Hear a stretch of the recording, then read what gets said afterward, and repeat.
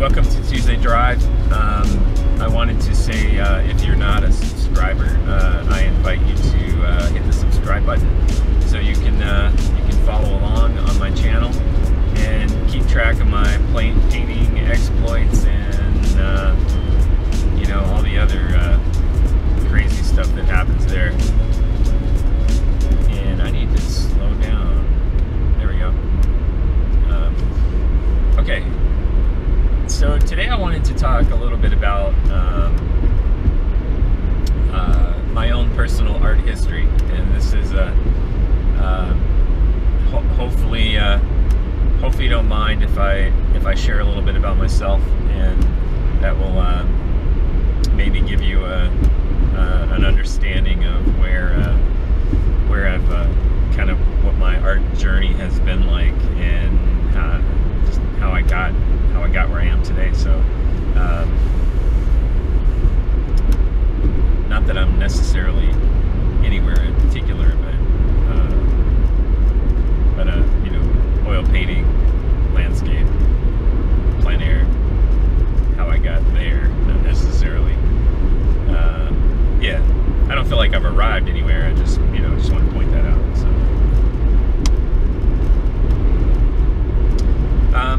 So completely distracted by the landscape again. It's amazing, and I should be completely ashamed for not having the discipline to get up an hour and a half earlier and actually stop and paint this on the way to work. So I'm going to commit to you that you're going to see a early morning 30-minute sketch really soon. So I'm gonna work on that. So when I was a kid, I was really fortunate that my parents were the type who whatever I was interested in, they would take that interest level to its ultimate conclusion, whether it was something that I would continue in or something that I would try and for a while and then decide that it was maybe not the direction for me or whatever. But they were always extremely encouraging, and if I showed an interest in something, they pursued that right along with me until I found my own path. So you know, Christmas gifts were often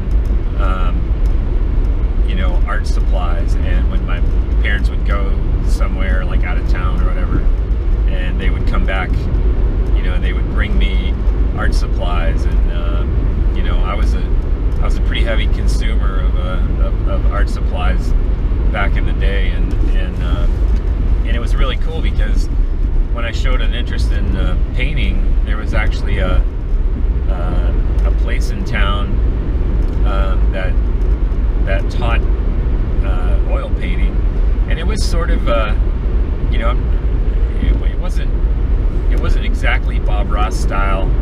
Maybe for some people it was. I don't really have a clear memory of all of the different people who might have been in the class with me, but I mean, it was me and a group of older adults for sure. Well, they were, you know, probably younger than I am now, but seemed older to me then. But that oil painting class was, maybe I should back up. So, you know, for some kids, sports is the thing that keeps them engaged in school. And even though I played tennis in high school, and I played, I think I tried track one year, but that had more to do with a girl that was running track than myself. And I played football and basketball in junior high, and so I was pretty athletic. But after that, I really got into skateboarding, and so, you know, skate parks were a big thing back then, and again, this is a good example, you know, of my folks is they would go shopping in the town where these skate parks were, and they would just drop me off in the morning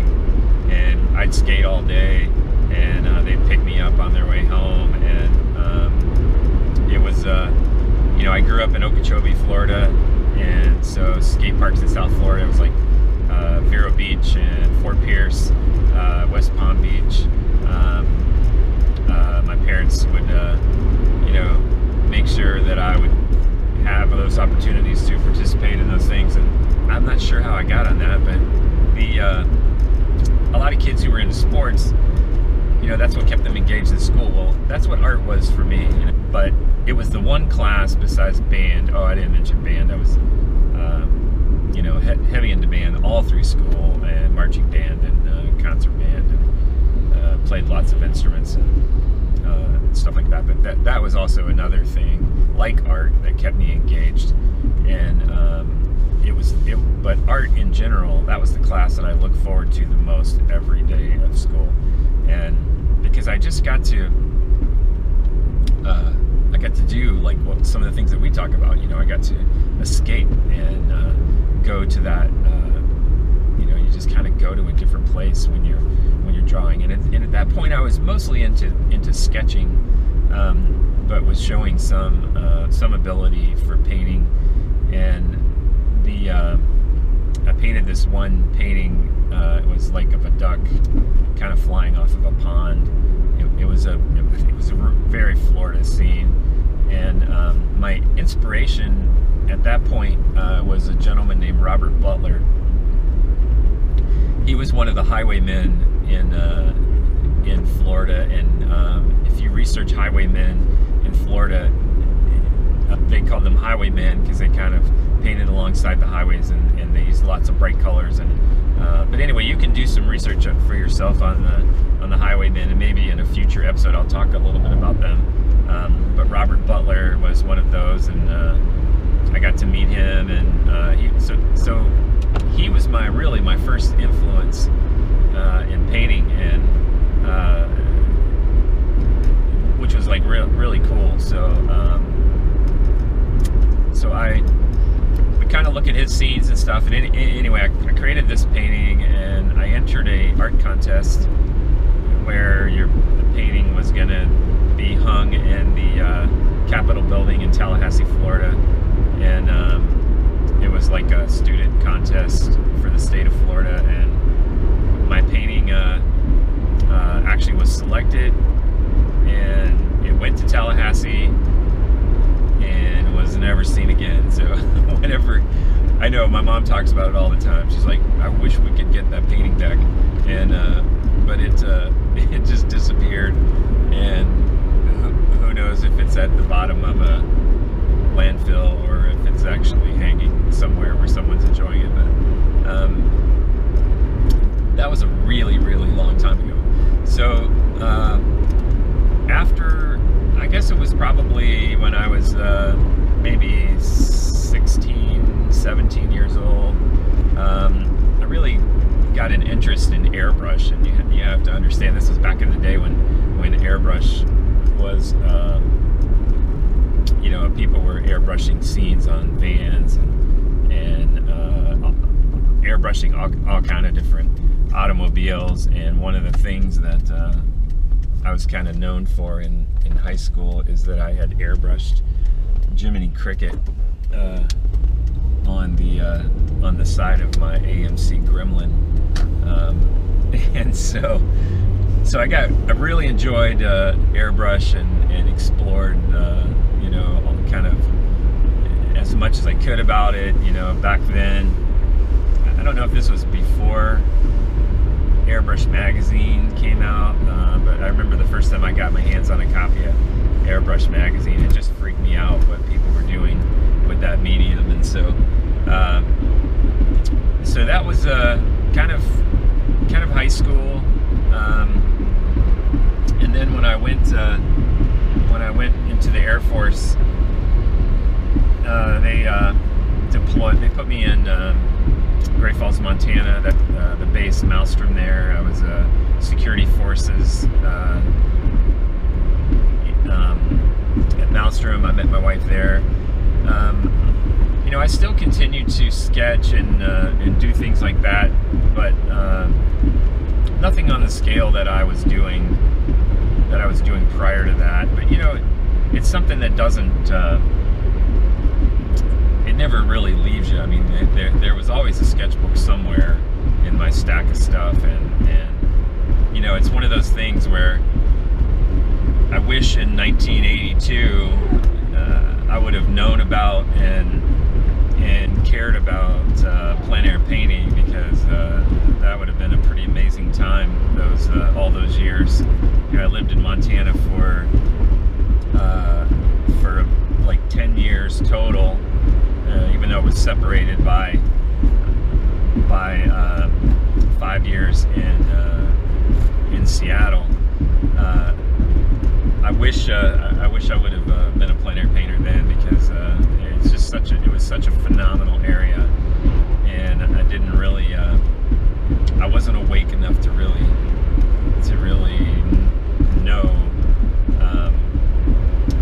about it. But anyway, you know, time is what it is, right? I mean, we can't look back and wish for those kind of things, because we're where we are today because that's where we are, and we were where we were then because that's where we were. So but anyway, it is interesting to dream about what might have been if I could have been plein air painting back in 1982.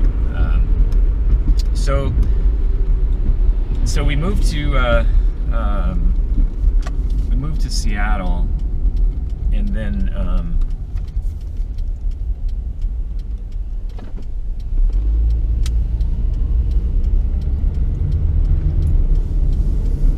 I went to Seattle originally to be I was going to be a pastor, and that was my goal. And so I went to Northwest University for a couple years, and it was really not a good fit for me. Not being a pastor, the school itself was not a good fit for me, and you know, except for one teacher who, and this is really interesting because by a lot of teachers in high school, I was somewhat misunderstood, and just because I tend to daydream a lot, and you know, I'd rather look out the window than listen to a lecture, and my English teacher in high school, she really kind of took me under her wing and said, "You're going to be on my yearbook staff, and so you're going to come to my class," and you know, I really have her to thank for you know, what high school education I got, because she's the one who really kept me engaged in the academic classes that I wasn't really very interested in, and so because of her and her investment in me, you know, I was successful. And at this particular university, it was a college then, it's a university now, but at this particular school, it was the English teacher who kind of took me under her wing, and you know, she invited me to her poetry writing sessions at her home, and it actually kind of moved around. It was at different people's homes, so I was writing a lot of poetry, and it was even though according to her a lot of it was pretty painful, it was true and honest, and so she really enjoyed it. And so here's an interesting. This will just give you a glimpse of kind of what it was like for me. You know, I sat in the balcony at chapel time every day with a group of friends there, and you know, just on a whim one day I decided this is a very conservative Christian college. I decided I was going to go get an earring, and my friend said, "I don't know if you're going to do that or not." And but sure enough, I came back with it. And you know, some teachers would look at me really funny and go, "What the heck is this guy doing?" But this particular English teacher, she just said, "Yeah, that's pretty much what I expect." And so I didn't surprise her at all. And anyway, so after a couple years, I left there, and I went to Bellevue Community College, and I studied philosophy and logic, and really kind of took an opposite approach to things, and I took jazz dance, and I mean, I was really exploring and searching and trying to figure out, you know, what my identity was, and it was good. I mean, everything that you do, I mean, your whole, the summation of your past, you know, everything that you've been involved in, all the struggles, I mean, it all forms who you are today. And you know, I don't lament or think that, you know, anything that I went through in my past is you know, was a negative, because in some way it contributed to all of the things that might be positive about me today. So that gives you just a look at this is my life philosophy. So I'm not a look backer. Is that a word? Look backer. Yeah. My best friend in high school, actually one of my best friends, Charles, he's not with us anymore, and but he was a person who really was amazing at looking back. I mean, he could remember every little detail of everything that we had ever done as kids, and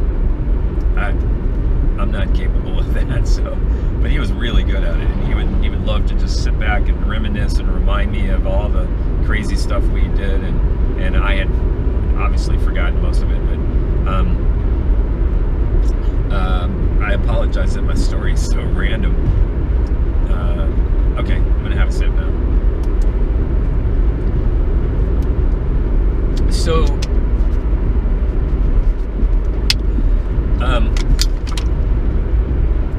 so after a couple more years, let's see, it was probably maybe a little less than 2 years. I don't really remember the exact time frame.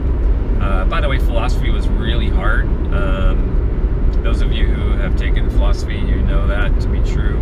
The teacher, however, was absolutely fascinating. He had this magical ability to take on the views and kind of personality traits of whoever it was he was talking about.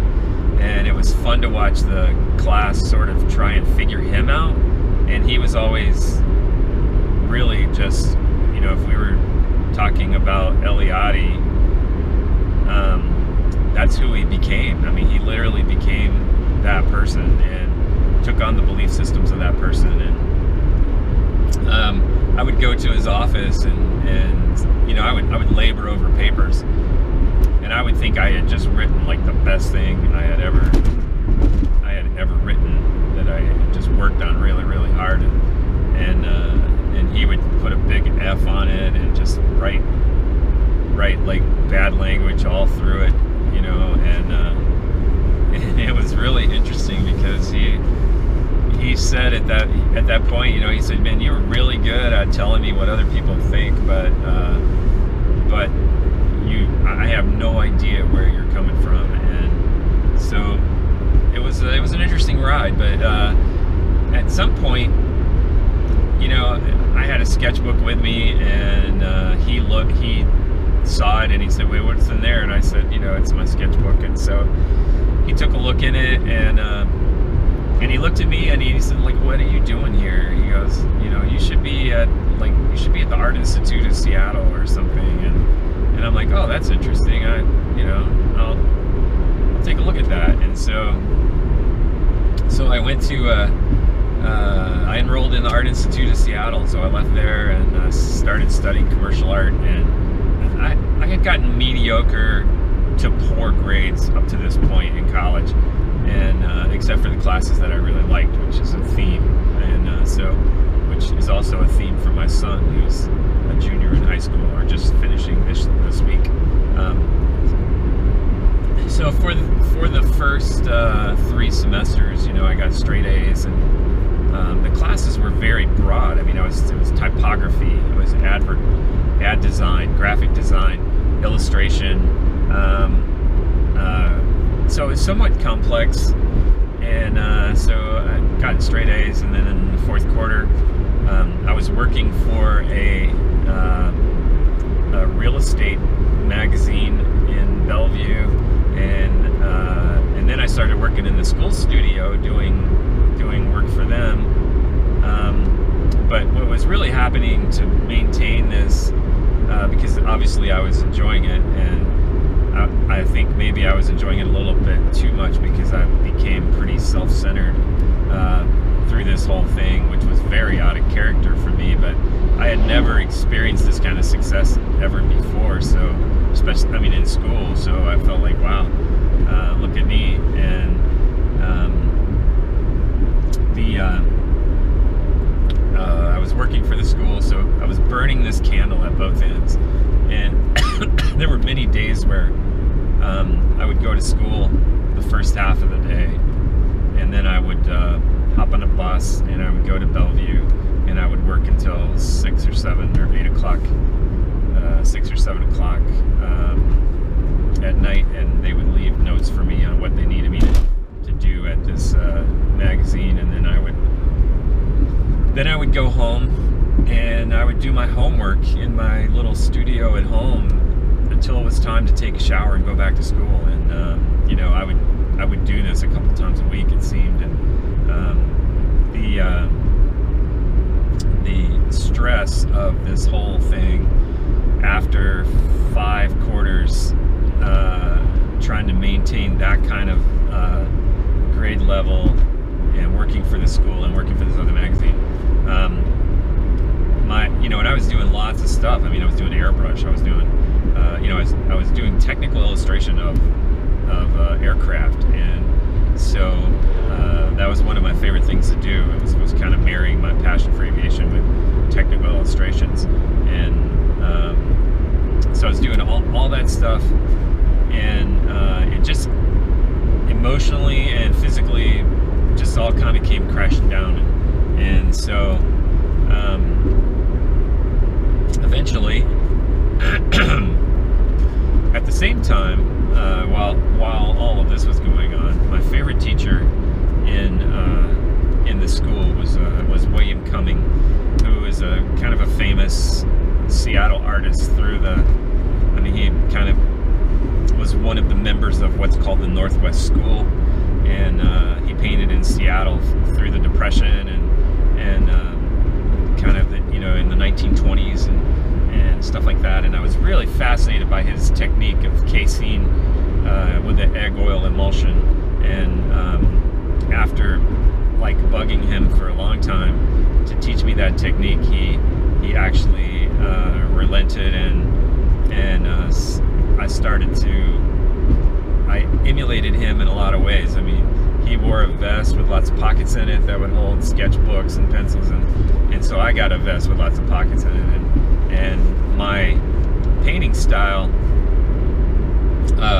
was really tight to his painting style. And it's really, I think now, it's really because I was just trying to learn it, and the only way I knew how to learn it was to emulate what I was seeing in front of me. I didn't have a voice at that time. I didn't really know what my voice was. And so when you looked at my paintings compared to his paintings, there were lots of similarities. And my friend Rod, you know, made the comment one time that you know, I was kind of tailgating Bill, and you know, that's Rick, a pretty true statement, because I wasn't really tailgating him, but I was doing it. I didn't really know why I was doing it, but I was learning it. And so, but I was painting with casein and using an egg oil emulsion, and it was really quite phenomenal. And I learned a great deal from that whole time period. And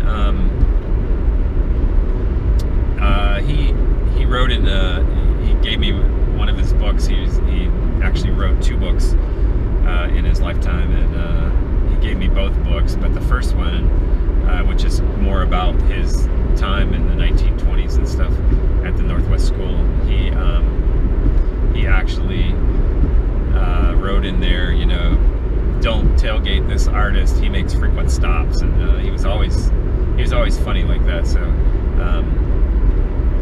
anyway, so I had ended up back in Montana eventually, and that's like a whole nother story. But I still continued to paint, and it was mostly people. And the type of painting that I was doing at the time was really based on what Bill had taught not only me but all of his students, and that was contour drawing.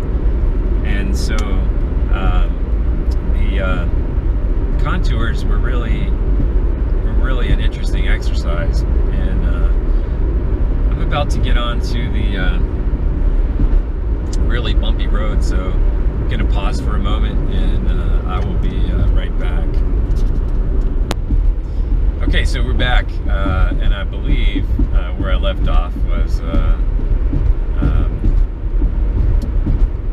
you know, once I moved back to Montana, again, I wish that I would have continued strong with my art, but because of the kind of emotional breakdown that happened as a result of how much I had poured myself into art, even though I made attempts at continuing on, I wasn't successful, and I think it was because of a fear that I had that I was gonna, end up in that emotional state again. But I know it's really complicated, but I think that psychologically, I think that's what was actually going on. So I kind of took a long sabbatical from an unintentional one. Maybe it wasn't subconsciously intentional, but it's not like I said I need to stop art. I mean, it was more on a subconscious level. It just sort of filtered out of my life.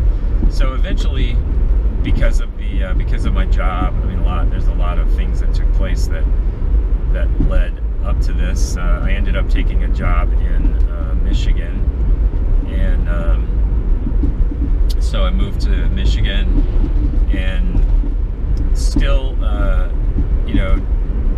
dabbling a little bit here and there with art, but not on any kind of a consistent level. And I went to Serbia, to Belgrade, Serbia, with my boys, and we were there for a free flight, indoor free flight, rubber-powered airplane competition. They were on a U.S. team, and that's a whole nother story in itself too. But on the way home from Serbia, we overnighted in Paris, and we were, of course, this is dagger in the heart for an artist. The Louvre just happened to be closed the day that we were there, so which was a total bummer. But maybe not, because I might have spent more time in the Louvre and less time exploring the city with my boys. So,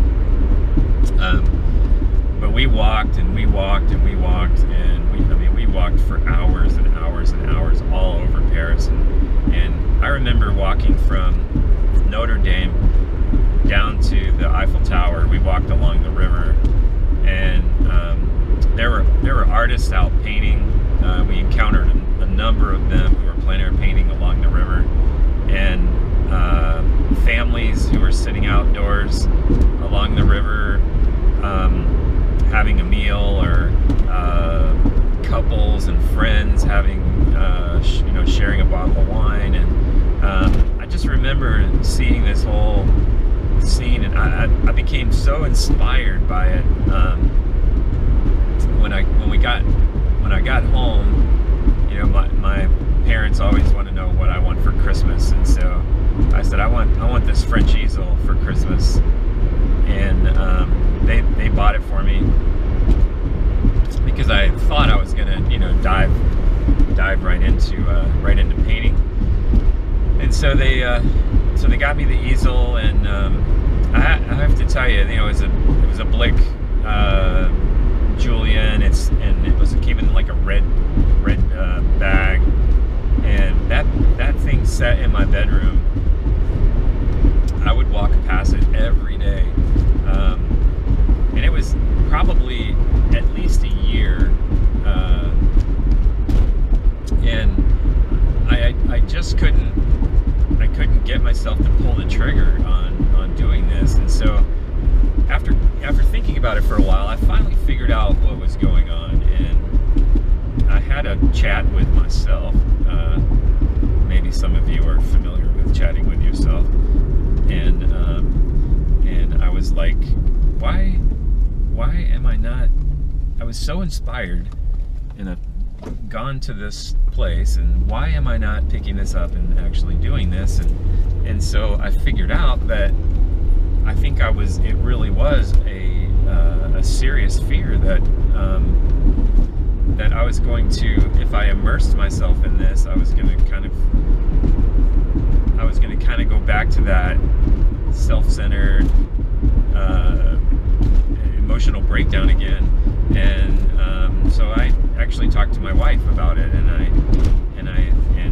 she said, wow, she said, you are not the same person same person that you were then, and you should really just immerse yourself in it. You should just go for it. And so I did. So I dragged my easel out, and I started using oil, and because painting with the medium I was using was going to be very complicated for plein air painting. And so I just started going to this local park that has a little pond in it, and started painting. And once I did it, and I allowed myself to do it, I just absolutely fell in love with it. And eventually, I had the thought that maybe I'm not the only one who, because I found a copy of Plein Air magazine, I picked that up, and I saw that there are all these groups that were painting together, and I'm like, wow, maybe there are other people around who do this. And so I found the Plein Air Artists of West Michigan, and got deeply involved there, and started painting with the group a lot, and that's where I met Richard. He's the founder of that. Actually, the 10th anniversary of that is this next weekend.